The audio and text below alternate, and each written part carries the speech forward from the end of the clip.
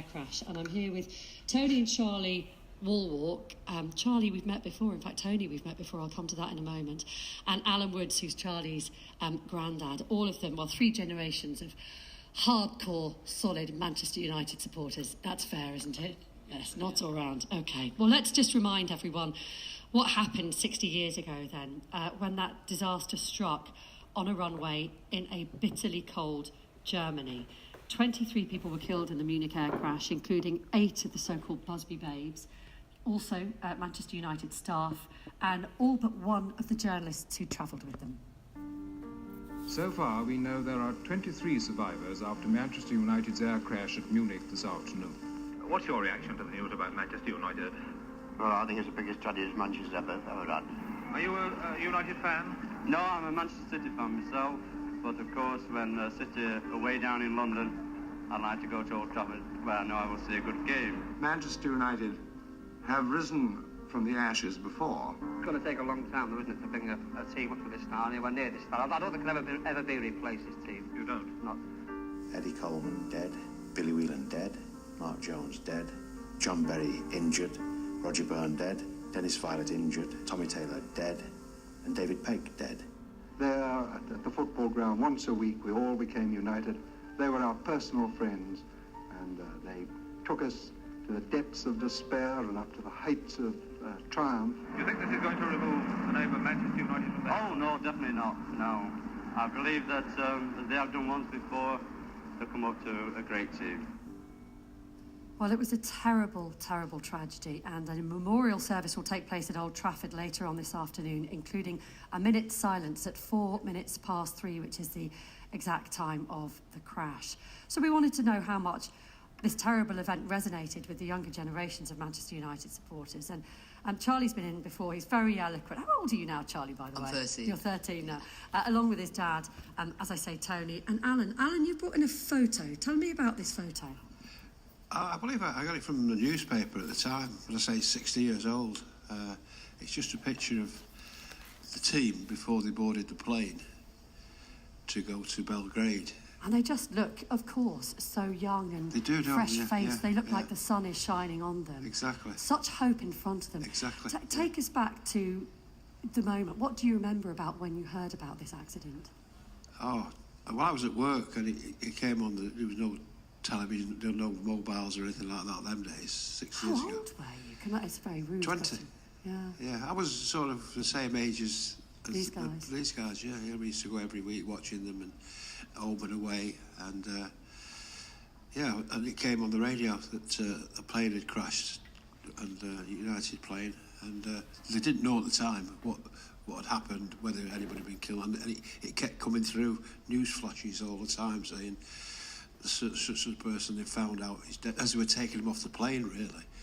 You know, different bodies, and finding they were dead, because obviously in an air crash you're all mingled together, aren't you? You don't, so it took hours, and then you went out in the streets and everybody was crying, and really it was really a terrible situation. You know, I was crying, and went to the newspaper, the news agents, and they had the boards outside saying who was dying, and then it said Duncan Edwards was saved, and he was my favourite, so that was...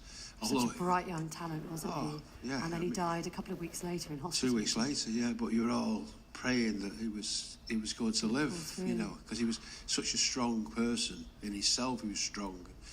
Everything about him was amazing. And well, he thought he was going to play on Saturday, didn't he? I mean, he told his mother when he came, you know, take me home, mother, because we're playing Wolves on Saturday. Yeah. You know, he thought he was still strong enough, even though he was obviously broken. His body was broken. His mind was still alert enough to say, we're going to play on Saturday, you know, get me home. Yeah. He didn't realise he was going to die, you know.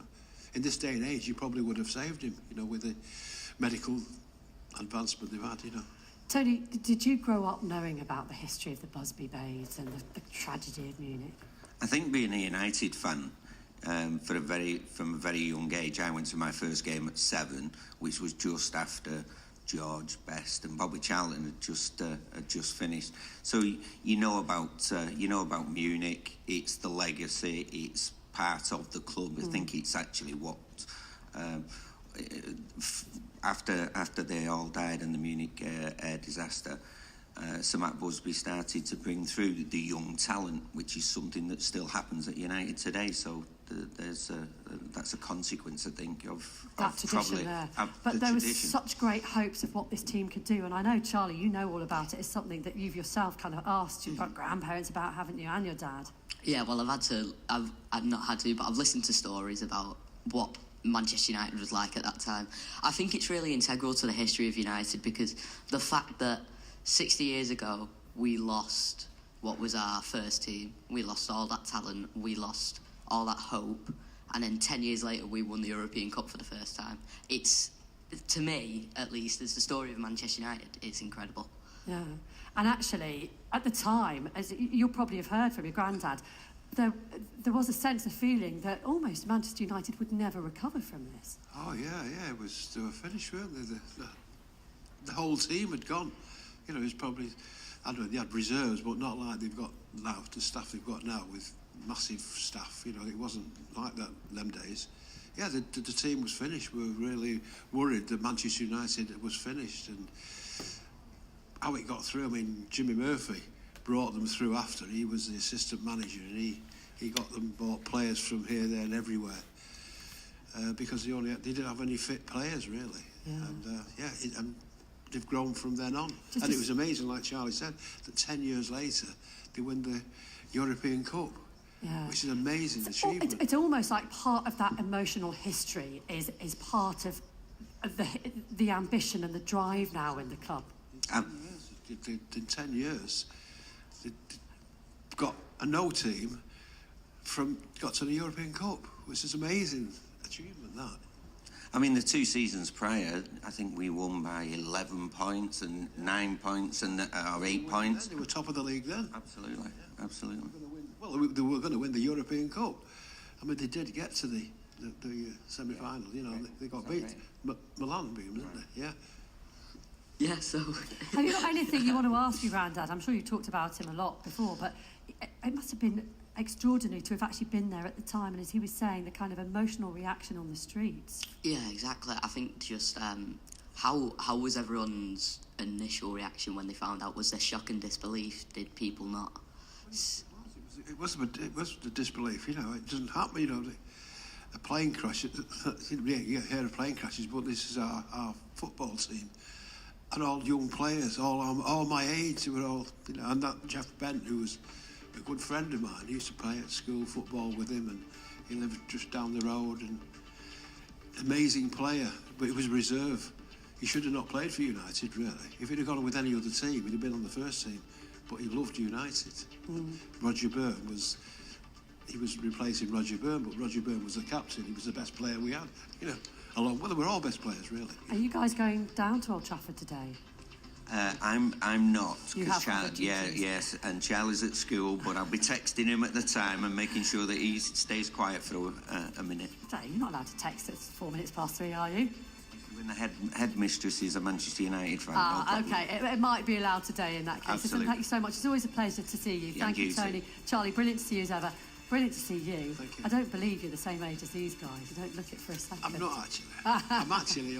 It's not me really. I'm only 49. Really. I thought so. Thanks, Tony. Thanks, Alan. Thank you. First for news and the best live sport. This is BBC 5 Live. Yes, great stuff. Thank you very much. It's 8 o'clock. How are you this morning? It's 5 Live.